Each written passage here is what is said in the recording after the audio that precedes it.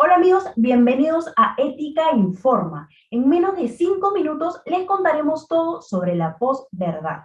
Y es que la posverdad es una crisis de circulación de la información entre las cuales se destaca la propagación de mentiras o medias verdades en forma de noticias falsas.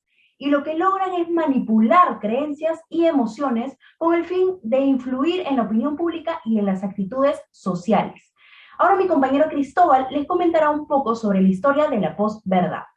Bueno, como mencionó mi compañera, en síntesis, la posverdad es la distorsión deliberada de una realidad. Ahora, ¿cuáles son los elementos de la posverdad? La inmediatez, la sobreinformación y las más importantes, las fake news. Ahora, con estos ingredientes sobre la mesa, el periodismo y las más medias son los que circulan este tipo de información, pero lamentablemente no son 100% verdaderas.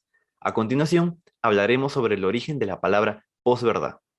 Bien, habiendo repasado el concepto de posverdad, es importante señalar que este término fue usado por primera vez por Stoyan Steve Tesich y catapultado por Ralph Cakes. Tesich destaca que no sería tanto la mendacidad de los políticos como la actitud de la opinión pública ante ella, tolerante o incluso complaciente con esta ocultación de verdades incómodas. Por su parte, Cakes recalca que posverdad es parte del declive de la honestidad para dar paso a procesos deshonestos en diversos campos de la vida, como el político, el médico, el del derecho y hasta el del comportamiento humano. Acto seguido, hablaremos del sesgo cognitivo en la raíz del problema. Y bien, ya teniendo en cuenta el origen histórico de la posverdad, hablemos del sesgo cognitivo en la raíz del problema. Este término es acuñado en la psicología humana desde hace mucho tiempo y durante varios años científicos han tratado de entender o de buscar una explicación al por qué el ser humano siempre se inclina hacia teorías muy superficiales o muy emocionales en vez de hechos concretos. Asimismo, ellos llegaron a plantear la teoría llamada exposición selectiva, la cual consiste en el consumo de medios de información, pero en base a nuestro criterio, nuestra forma de pensar. Esto efectivamente limitaría nuestra forma de razonar y de ver la realidad, ya que solamente nos limitamos a ver una sola, que es nuestra realidad. Gracias, Omar, por el pase. El caso de Donald Trump cuenta que, en una anotación de paradojas de la posverdad, Roberto Aparici y David García Marín relatan que en la ciudad de Vélez, una ciudad de Macedonia aproximadamente menos de 60 habitantes, en el año 2016, se formaron una gran cantidad de noticias falsas en Internet que apoyaban al candidato Donald Trump. En otras palabras, un grupo de jóvenes hábiles en circuitos digitales logró formar y generar noticias falsas a favor de Donald Trump y en contra de Hillary Clinton. Evidentemente difundía a los grupos de apoyo de Donald Trump en Facebook.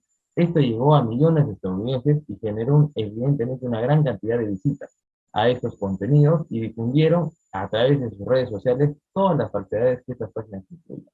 En otras palabras, el objetivo de este grupo de jóvenes macedonios era no ayudar a Trump a vencer a Clinton, sino ganar dinero a través de la venta de sus espacios de publicidad. Ahora le doy el pase a mi compañera Cristina. En Estados Unidos se creó una campaña llamada La Generación de la Duda. Esta campaña tenía como objetivo realizar una serie de investigaciones que tengan suficiente sustento científico de que prueben de que fumar cigarrillo no produce cáncer. La veracidad del consumo del tabaco y sus efectos nocivos se vieron puestos en duda bajo esta investigación. Esta campaña también financió la generación de hallazgos que colocaban al consumo del cigarrillo como un factor determinante ante esta enfermedad.